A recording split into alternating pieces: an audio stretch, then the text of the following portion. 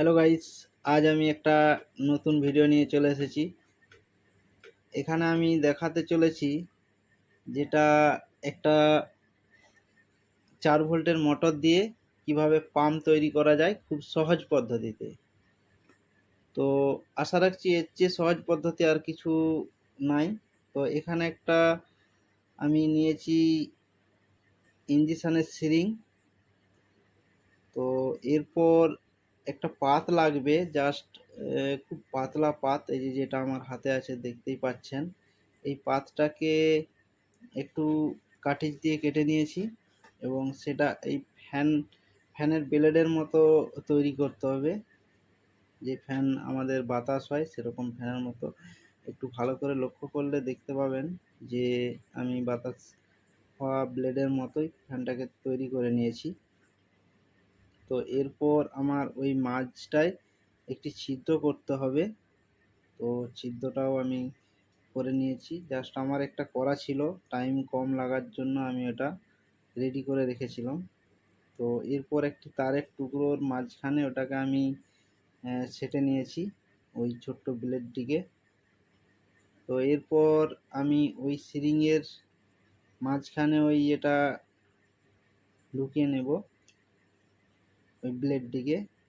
তো ওই সিরিংয়ের যে রাবার পঞ্চ ছিল সেটাকে আমি মোটরের এপিসে সেটে নিচ্ছি, যাতে না ওদিকের ওয়াটারটা এই আমার মোটর দিকে চলে আসতে পারে। তো এরপর এখানে ইঞ্জেকশনের সিরিংয়ে একটি ফুটা করে নিচ্ছি, যেটায় আমার জলটা বেরোবে আর কি। তো ওখানে একটি পাইপ নিতে হবে, তো যে পাইপটার সাহায্যে জলটা বেরাবে। তো এরপর আমি মোটরের সঙ্গে ওই যে তারের টুকরোটিকে সাটার জন্য আমি একটা সামান্য ওই পাইপ নিয়েছি, সেটাকে ফেভিকুইক দিয়ে সেটে নিয়েছি যাতে ওটা ভালো করে সেটে যায়। তো দেখতেই পাচ্ছেন, তো আমার এখানে পাম্প সেট হয়েই গেছে।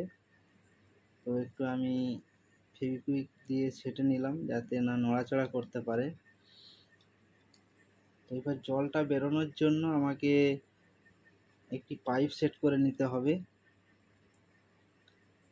তো যে কোনো পাইপ হলেই হবে, ওখানটায় ওই যে ইঞ্জেকশনের সিরিংয়ের যে ক্যাপটা ওটাও দিতে পারেন আপনারা। তো আমার হাতের কাছে যেটা ছিল সেটাই আমি ওখানে সেটে নেব। তো এখানে একটুকু গ্লু গান বা কোনো আঠা ইউজ করতে হবে যাতে না জলটা লিক করতে পারে। তো এটিকে সাটা হয়ে গেছে, তো একটু আঠা ইউজ করতে হবে এখানে।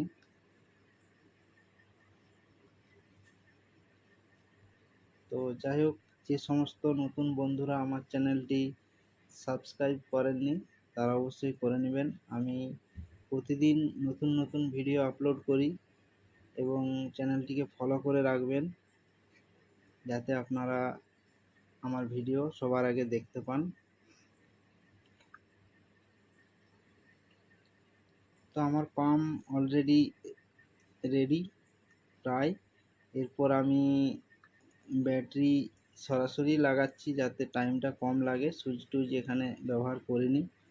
তো আমি একটু জাস্ট দেখাচ্ছি, এখানে আমি মগের জলেতেই দেখাচ্ছি। অলরেডি ব্যাটারি আমি কানেক্ট করে দিয়েছি। তো এখানে দেখুন, এখানে কোনো ফেক নয়, রিয়েল একদম দেখাচ্ছি। তো আমার ছবি একটু হয়তো কেটে যাচ্ছে, আমি নিজে নিজেই তো ভিডিও করি, সেই লেগে হয়তো পুরোটা দেখাতে পারছি না। তো আপনারা ভালো করে খেয়াল করলে দেখতে পাবেন যে জলটা উঠছে, সেটা পরিষ্কারই দেখাচ্ছে, সিলিংয়ের মধ্য দিয়েই উঠছে। এবং সিলিংয়ের ভিতরের যে আমি